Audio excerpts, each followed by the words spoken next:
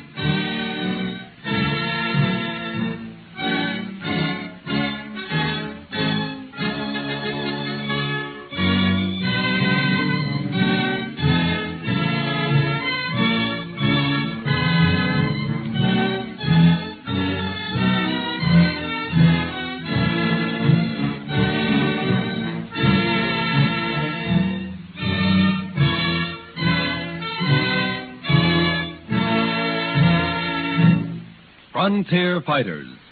Never to be forgotten heroic exploits in the history of a few brave men who made the West safe for civilization. The danger which characterized the early days of trailblazing reached its height during the post-Civil War days, when a few hundred men guarded almost 1,800 miles of Santa Fe Trail, which stretched from Kansas City to Santa Fe, New Mexico. The one element that held back a great tide of migration into the Plains country was the fear of attacks from Indians. In 1866, travel along the Santa Fe Trail became so hazardous that something drastic had to be done. At the headquarters of General Winfield Scott Hancock, in command of the Army of the Missouri, an old friend says to him, "Winfield, I tell you, if something isn't done to stop these marauding, scalping red devils, the plains will never be made safe for civilization." Well, I hate to take up the march again. I thought our Indian agents for the Comanches, Kiowas, Cheyennes, Arapahoes, and Apaches had solved the question. There will always be a question, General, until every last man of those bloodthirsty savages is wiped out. The red man has his rights, too, my friend. General, the only good Indian is a dead one. These redskins have gotten so bold, they are burning the Overland Mail Station, killing its employees, driving the livestock off. Well, I'll send runners out for the head chiefs. I think we can meet in council at Forts Larned or Dodge by the 10th of April. The power won't do any good this time. It's going to be a fight to the finish. Well, I'd rather have the United Tribes of Indians be my friends than my enemies. Even a soldier knows that sometimes it's better to talk than fight.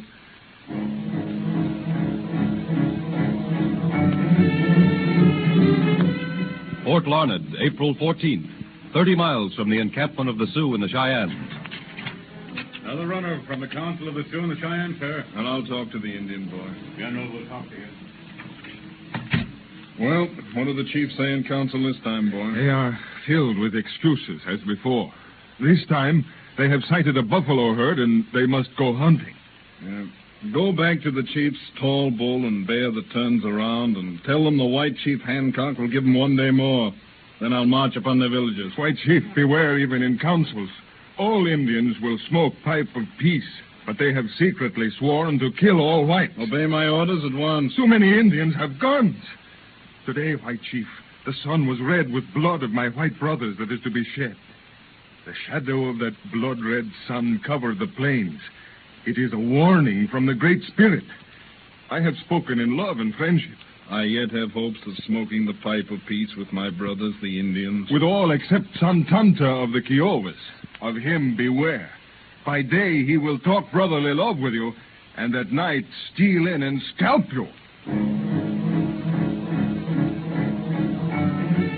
All the chiefs were finally brought together in a council at Fort Dodge, where the Santa Fe crossed the Arkansas. Now that we have smoked the pipe of peace with our white brothers, Chief Santanta of Kiowas will address the white chief, General Hancock. To the orations of Little Raven, Yellow Bear, and Kicking Bird, I can say that in my heart there is only love and friendship for my white brothers. There is place enough in this land over which the Great Spirit rules for all. Those of our tribes who have brought harm to the whites are not known to us. They are renegades, and they do not sit with us in our councils. Santanta's heart bleeds for all things that are injured, even when he finds a switch along the trail that some white man has torn up out of the ground. Never can that switch become a tree. I promise my white brothers my friendship, and I will forever with them smoke the pipe of peace. I have spoken. Beware of the lying of Santanta, White Chief. I think, General, the old boy means business. I'm for giving him a present, a fine one, this uniform coat, sash, and hat of a major general. His words have a ring to them. All right, give him the present. I'll trust him for now. But to be on the safe side, I'll leave a few soldiers along the Santa Fe Trail.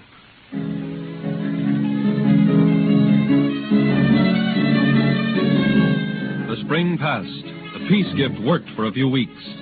In the summer, the Indians grew bolder and more aggressive. But the presence of the army along the trail held in check what might have been a general massacre. In the spring of 1868, the Indians renewed their attacks on frontier settlements and overland travelers with increased violence. And as victory crowned their efforts, the United Tribes met in secret council, and from Santanta were given the war cry. The council fires blaze into the heavens. The poisoned arrow is strung upon the bow. The tomahawk is strong.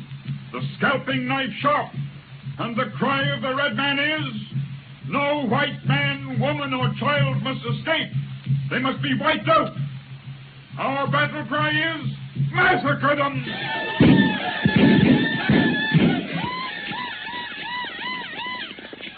Came the summer of 1868, a terrible summer that was filled with murders and scalping. Horror-stricken immigrants turned back by the hundreds, and for the moment the tide of immigration stopped. At Cimarron Crossing, a band of yelling, painted devils attacked the wagon train. Can't hold out much longer against them. How much powder left in the barrel, Phil? The barrel is empty. They know we're out of ammunition. There they come for us. Lickety-split. How many of our bodies those Lancers pick off? 14. It's just the three of us left now. We're goners. But we'll die with our boots on. Give them what we got in our revolvers, men. And give it to them good.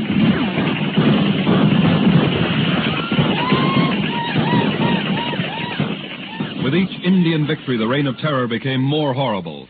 A band of Cheyennes, led by Black Kettle, swooped down on a lonely Kansas frontier home and captured a young girl, Margaret White. 3 weeks later, they captured a Mrs. Morgan and brutally killed her husband. Stages were held up and the passengers killed. Settlers were driven off their farms. And the horrible summer promised to be climaxed by an even more terrible fall. But the grim frontiersmen accepted the challenge and dropped their fall labor in field and barns, took up their guns, organizing a cavalry regiment, the Kansas Volunteers. General Sheridan planned a campaign. General Hancock acted swiftly, too. And the suppression of Santanta and his hordes began, but not until Major Sully met a bloodthirsty Indian force under Santanta on Beaver Creek. Looks like the Indians are falling back, Major Sully. It looks like that to me, too. We've got them on the run this time. Order the wagons and the cavalry to follow them up. Quite a maze of low sand hills, getting dark, too. I don't want to lose the advantage. If we catch up on Santana and take him prisoner, we've got the Indian uprising under control. Give the order to go ahead. Yes, sir.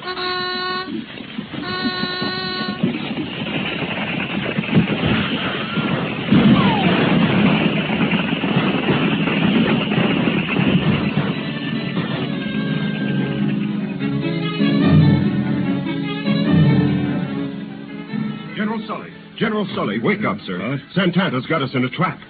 Trap? How? We couldn't see anything while it was dark. We just followed them blindly through all those low sand hills, and now our wagons are mired. What will...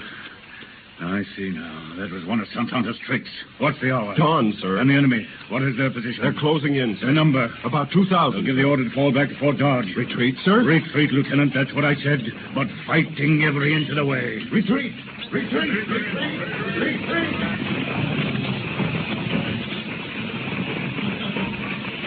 Lieutenant, can we move those ammunition wagons? 2 of them, sir. Very well. Men, make every shot count. We've not one bullet to spare. If we can make Fort Dodge, we're saved.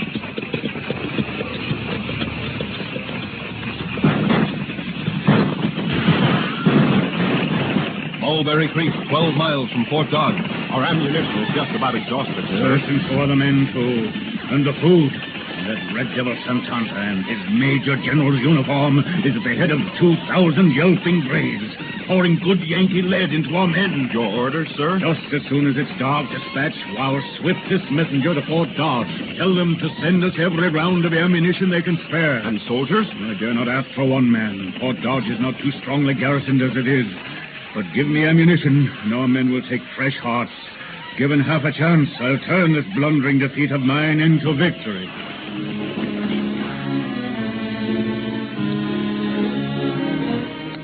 Under cover of night, the messenger sped through 12 miles of the most hostile country known to any human being. And before another morning dawned, that precious ammunition was in the hands of Major Sully. Soldiers who had not slept in nearly 4 days, worn out with anxiety and fatigue.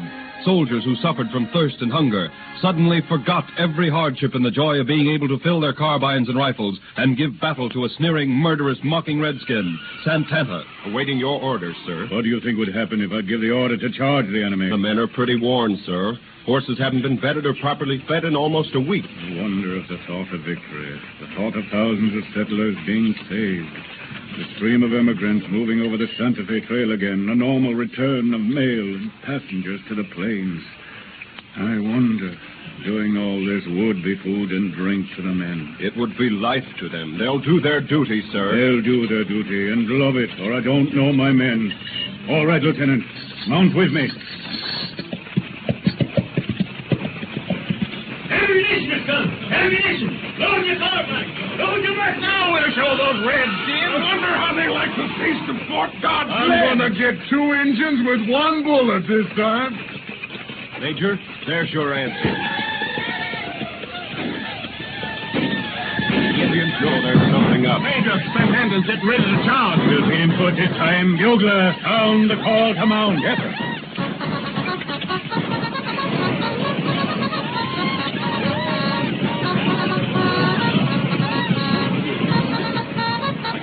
Rip-roaring ready to go, sir. Just look at their faces. You wouldn't think they'd been nearly a week without sleeping on short rations. Bugler, sound the call to charge!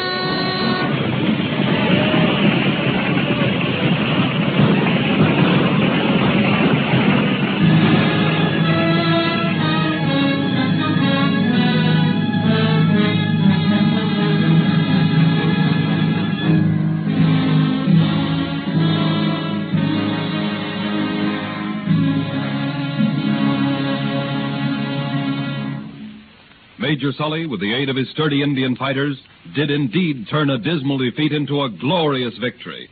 Not alone was the Santa Fe Trail made safe for some time to come, but the garrison at Fort Dodge was saved from being wiped out by the heroism of these daring pioneers.